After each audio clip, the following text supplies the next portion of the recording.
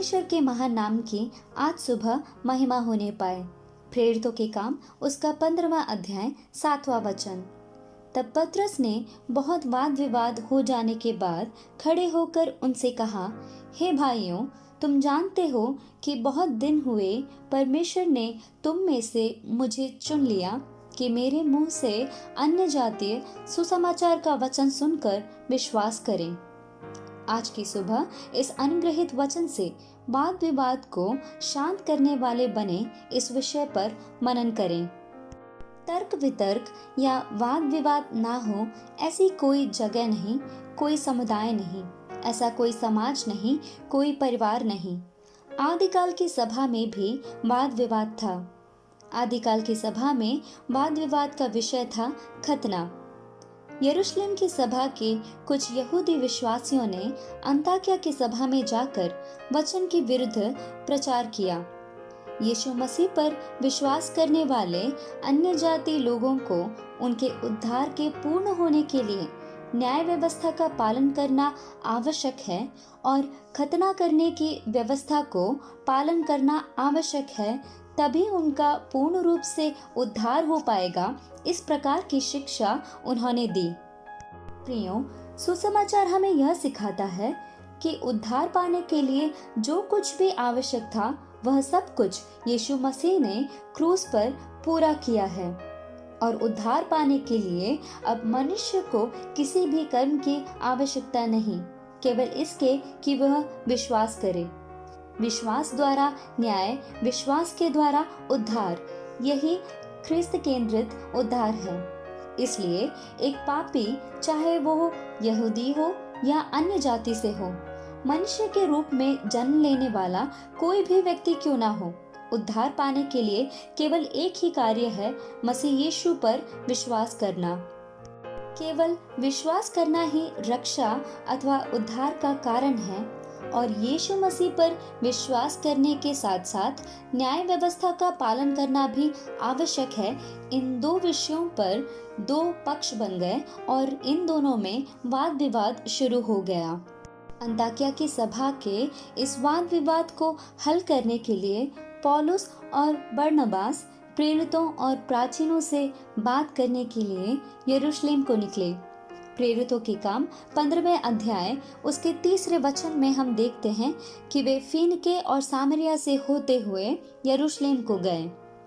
पौलुस और बरनबास, इन दोनों के मनों को यह वाद विवाद का विषय अत्यंत दुखित कर रहा था, लेकिन इस बात को अपने मन में गुप्त रखते हुए उन्होंने फीनीके और सामरिया के लोगों को सुसमाचार सुनाया और अन्य जातियों के मन फिराने का समाचार सुनाया और सब भाई बहुत आनंदित हुए। मेरे प्रियो, यहाँ हमें एक बात को सीखना चाहिए कि कई बार जब हमारे अंदर कोई बोझ होता है या हम किसी विवाद में उलझते हैं तो हम उस विवाद को अन्य लोगों के बीच में रखते हैं और उसे फैलाते हैं। लेकिन यहाँ पौलुस और बरनबास ने उस विवाद के विषय को अपने अंदर गुप्त रखते हुए जहाँ जहाँ वे गए इस विषय को फैलाए बिना दूसरों में भी यह विवाद का विषय ना बने, इस बात को ध्यान में रखते हुए दूसरों को आनंदित करने वाला सुसमाचार बांटा।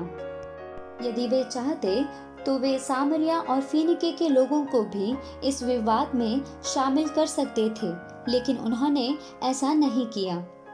हमारे समाज में कुछ लोग बहुत ही बुद्धिहीन रूप से व्यवहार करते हैं। अपनी पारिवारिक या व्यक्तिगत विवादों को अथवा कलीसिया की या समाज की कमियों को या बुराइयों को सबके सामने यूं ही डिस्कस करने वाले कई व्यक्ति हैं। व्यक्तिगत या पारिवारिक विवाद को दूसरों से बांटकर दूसरों को भी उसमें शामिल कर उस विवाद को और अधिक बढ़ाकर वे कलह बना देते हैं और ऐसा करने से वे स्वयं ही हास्य पात्र बनते हैं। हम अपने विषय पर लौटते हैं। पौलुस और बरनबास वे यरूशलेम पहुंचे। वहां इस विवाद को कुछ लोगों ने पुनः सुलगा दिया। शांति को चाहने वाले लोग जब शांति को बनाए रखने की कोशिश करते हैं तो अशांति चाहने वाले लोग शांति में भी अशांति को फैलाने की कोशिश करते हैं। शाहे या खारपुष्ट नामक जानवर। अत्यंत सर्द रात में जब इन जानवरों को ठंड का एहसास हुआ तो उन्होंने यह निर्णय किया कि एक साथ बैठकर ठंड को दूर करें। इसी प्रकार कई बार अशांति फैलाने वाले लोग कई विषयों में शांति बनाने का प्रयास करते हैं।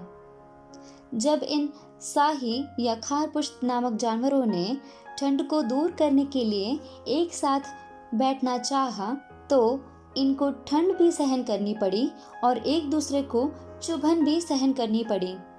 मेरे प्रियो, ऐसी ही परिस्थितियों में हमें पवित्र आत्मा की अगुवाई की आवश्यकता होती है। पतरस के बारे में 7वें वचन में हम इस प्रकार पढ़ते हैं कि बहुत वाद विवाद होने के बाद पतरस ने खड़े होकर उनसे कहा।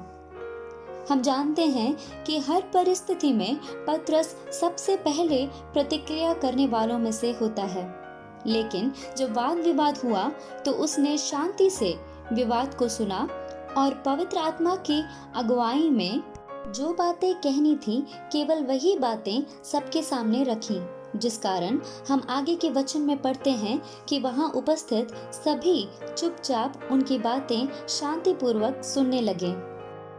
इसलिए हे मेरे प्रियो, विवाद को कलह में बदलने वाले ना बनकर विवाद को शांत करने वाले बने। आइए हम मिलकर प्रार्थना करें। हे हमारे परमेश्वर, पवित्र आत्मा की अगुवाई में वाद विवाद को शांत कर शांति को बनाए रखने वाले बनने के लिए हमारी सहायता करें। यीशु मसीह के नाम में आमीन।